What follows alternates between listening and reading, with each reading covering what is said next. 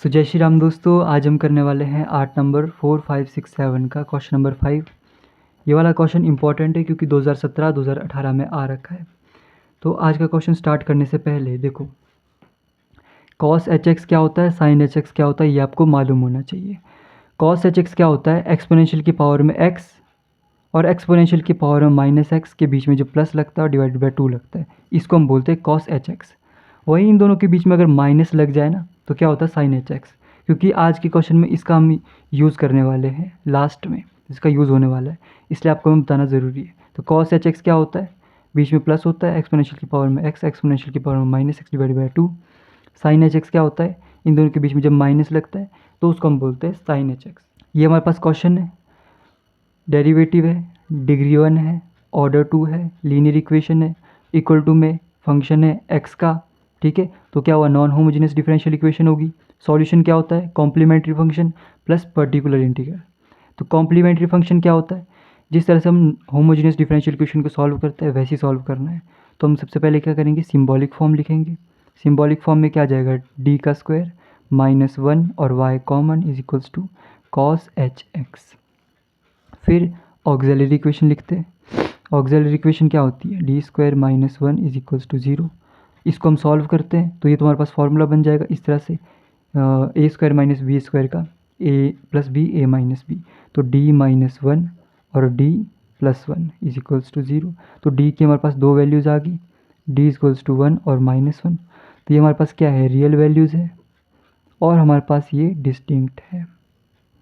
तो इसका सॉल्यूशन क्या हो जाएगा, जिसको हम यहाँ पे कॉम्प्लीमेंट्री फंक्शन बोलते हैं, वो क्या हो जाएगा, c1 एक्सपोनेंशियल की पावर में x प्लस c2 एक्सपोनेंशियल की पावर में माइनस एक्स।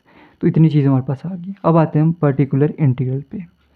पर्टिकुलर इंटीग्रल कैसे निकालते हैं, 1/f(d) इंटू में q। 1/f(d) मतलब फंक्शन ऑफ d, तो d स्क्वायर माइनस 1 और यहाँ पे q है हमारे पास cos एच एक्स। हमें पता है cos एच एक्स को कैसे लिखते हैं, मैं यहाँ लिख लेता हूँ साइड में। cos एच एक्स को हम कैसे लिखते हैं, एक्सपोनेंशियल की पावर में x बीच में प्लस एक्सपोनेंशियल की पावर में माइनस एक्स डिवाइडेड बाय 2। ठीक है, तो बस यही हमने यूज़ करना है। यहाँ पे क्या आ जाएगा, 1/डी स्क्वायर माइनस 1 और ये एक्सपोनेंशियल की पावर में x बीच में प्लस एक्सपोनेंशियल की पावर में माइनस एक्स डिवाइडेड बाय 2। अब जो 1/डी स्क्वायर माइनस 1 है इसको अंदर मल्टीप्लाई कर देंगे दोनों साइड, तो 1/2 आ जाएगा बाहर, डी स्क्वायर माइनस 1 एक्सपोनेंशियल की पावर में x बीच में प्लस ये वाला प्लस 1/2 डी स्क्वायर माइनस 1 और यहाँ आ जाएगा एक्सपोनेंशियल की पावर में माइनस एक्स। अब इन दोनों को अलग अलग सॉल्व करते हैं। ठीक है, पहले हम इस वाले को सॉल्व कर लेते हैं। तो by rule number 1 put d is equals to a, और a इस वाले केस में हमारे पास क्या है, 1 है। जब हमने इसमें 1 पुट किया तो 1/2, 1 का स्क्वायर होता है 1, 1 माइनस 1 होता है 0, तो ये नीचे आ जाएगा हमारे पास 0। ठीक है, 0 आ गया तो हमारे पास क्या हो गया, रूल फेल हो गया। और जब रूल फेल हो जाता है तब हम क्या करते हैं, x का मल्टीप्लाई करते और इसको डिफ्रेंशिएट करते नीचे वाले को। तो x का मल्टीप्लाई किया, नीचे को डिफ्रेंशिएट किया तो क्या आ जाएगा, 2 इंटू में क्या आ जाएगा 2d। ठीक है, एक्सपोनेंशियल की पावर में x। अब हम क्या करेंगे, पुट d इक्वल्स टू 1 दोबारा पुट करके देखते हैं।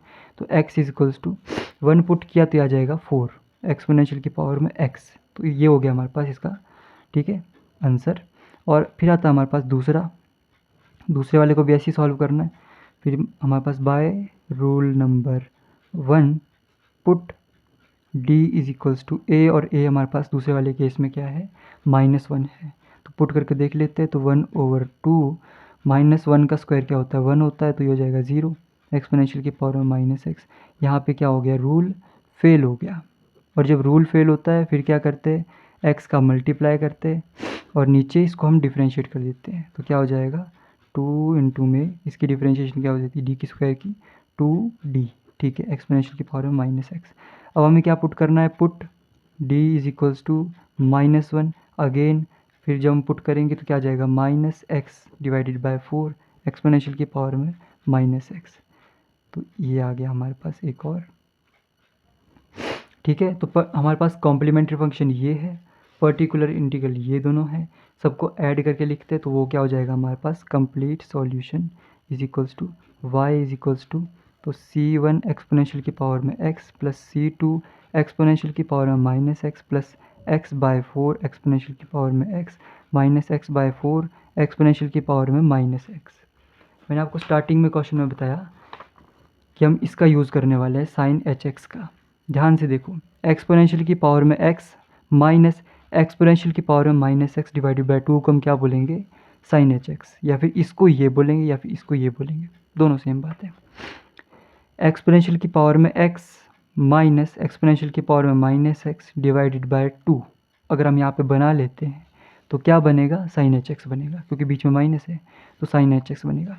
बीच में प्लस होता तो कॉस hx बनता। ठीक है, तो यार बीच में कॉल आ गई थी तो वीडियो रोकनी पड़ी। कहाँ थे हम, कंप्लीट सॉल्यूशन, ठीक है, ये है ओके।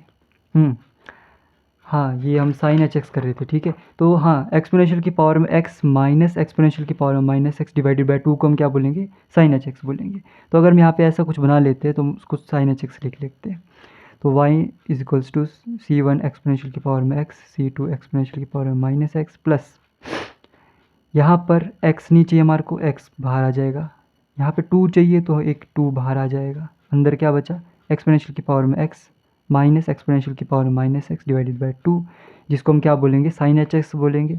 तो y is equal to C1 exponential की पावर में x प्लस C2 एक्सपोनेंशियल की पावर में माइनस एक्स प्लस x/2, इसको हम बोलेंगे साइन hx। तो this is the complete solution. ठीक है।